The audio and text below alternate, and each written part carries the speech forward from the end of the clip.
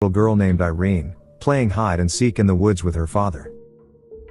Afterward, Dad guides her on how to pick up a mushroom, which she grabs and places in her basket. Irene then stays behind to relieve herself, while her dad heads toward the main road. But then, when Irene tries to find her dad,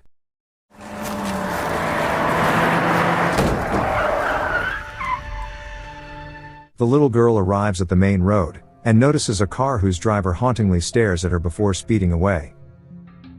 Scared, Irene notices mushrooms scattered across the ground, and then, looking in the distance, she spots her father's lifeless body, and the sight hits the poor girl like a ton of bricks. The scene then cuts to 10 years later, where we see a teenage Irene preparing for a swimming competition. Her coach offers some motivation and warns her to save breath for the final 30 meters. The race soon begins, and Irene pushes herself to the limit.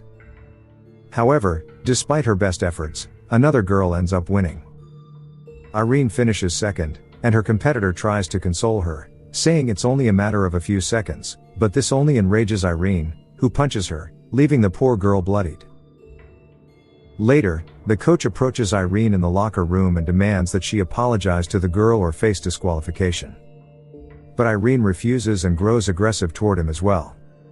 The coach gets frustrated with her behavior and calls her a useless loser. Afterward, her mom advises her to take a break from training to avoid seeing that girl again. She also urges Irene to see a doctor for her issues, but the rebellious teen clearly isn't interested. Days later, Irene is relaxing in her room when her little sister Pam arrives, and asks why Irene hasn't been going to school or joining competitions lately.